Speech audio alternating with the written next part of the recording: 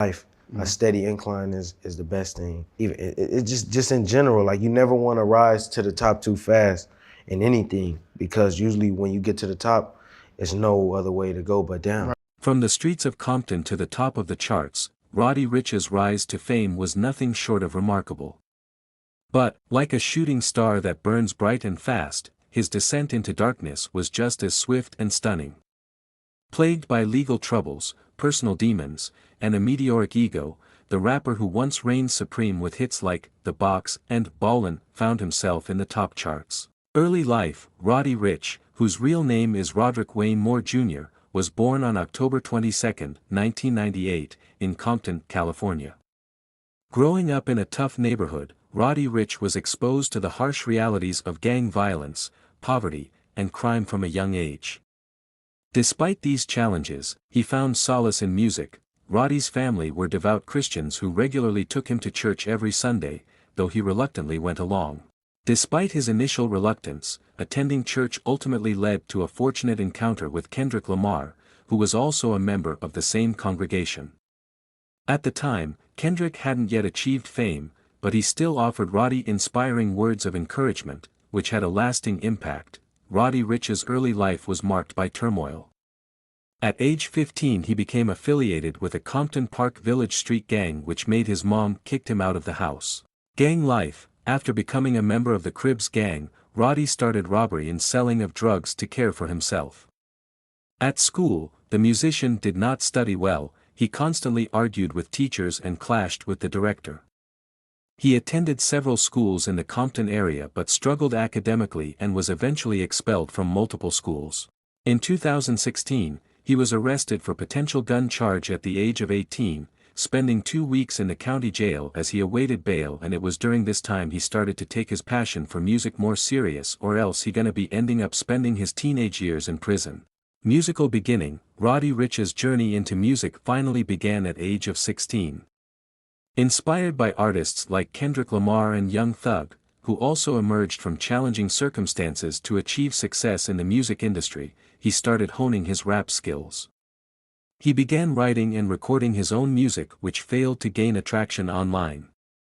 In the fall of 2017, Roddy released his first successful mixtape called Feed the Streets, which included songs from Chase the Bag, Hoodrich, and Fuck It Up.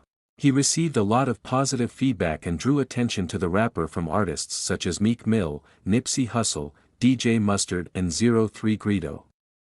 Following this, Ricch's video for the track Fuck It Up was released on the popular video hosting YouTube, which gained millions of views. When Atlantic Records heard the song, they were surprised that the guy from Compton sounded like Atlanta. The company's senior vice president, Dallas Martin, immediately invited him to the studio and suggested that Ricch record 3 songs. It was clear that the rapper knows what he wants. He writes compositions every day, listens to people's opinions, and he is open to advice. In 2018, the musician released the mini-album Before the Fame, which was well received by the public. And in the spring of the same year, the American rapper Nipsey Hussle invited Roddy to perform at his concert, which was held in Los Angeles. Real popularity came to his biography a little later. Rise to fame: in July 2018, he released the London on the track-produced single, Die Young, in which he had written the night rapper, XXXTentacion, died. The song dedicated to ex and deceased rappers Speaker Knockers and Lil Snoop. Its music video would go on to accumulate 11 million views on YouTube and 8 million streams on Spotify. In August 2018, he released the single, Rich Forever, produced by DJ Bugsy. That month, Meek Mill released a preview of a collaborative track with Ricch. In October 2018, Meek Mill brought Ricch out as his guest at a Powerhouse concert in Philadelphia.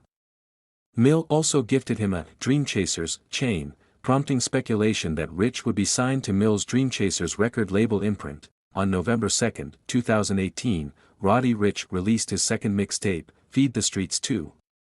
The album, which features the singles Die Young and Every Season, has thus far peaked at number 68 on the Billboard 200 chart and at number 36 on the top R&B/hip hop albums chart. Later in the month, Marshmello previewed a new track featuring Ricch. In June 2019, He collaborated with American DJ and record producer Mustard on the track, Ballin', off Mustard's third studio album, Perfect 10, which became Mustard's highest-charting song on the Hot 100 as a lead artist, peaking at number 12. In December 2019, he released his debut album, Please Excuse Me for Being Antisocial, debuting and peaking at number 1 on the Billboard 200, and featured Roddy's highest charting and most successful song, The Box, which topped the Hot 100 at number 1. This song helped his debut album sold 101,000 units in its first week, which is insane for a new artist like him.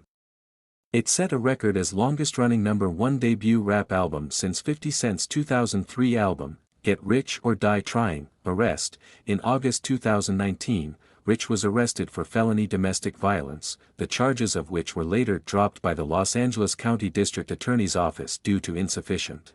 On June 11, 2022, Ricch was arrested on weapons charges after him and members of his crew were stopped at a security checkpoint near Citi Field, where law enforcement found a loaded firearm, additional ammunition, and a large-capacity magazine. The charges were later dropped. The fall, Roddy Ricch rose to fame quickly in 2019, but then took too long to release new music. By the time he finally did, his popularity had started to fade. His first week sales dropped from 101,000 to 62,000 and fans wondered why. He tried to regain their interest by sharing a snippet on X, formerly Twitter, but it got negative feedback and he even deleted his account. He admitted that he hadn't put enough effort into his music after his first album's success. His next mixtape, Feed the Streets 3, didn't do well either, landing at number 4 on the Billboard chart and selling only 39,000 units in the first week. With an estimated net worth of $25 million, Roddy Ricch is financially secure and unlikely to go broke anytime soon, even if his music's popularity continues to decline. I believe he's hesitant to release new music because he doesn't want to disappoint his fans again, as he has in the past.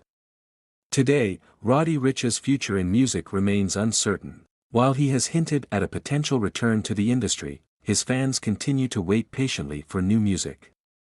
Despite his fall from grace, Roddy Ricch's impact on hip-hop cannot be denied. Do you think Roddy Ricch can revive his career and win back his fans?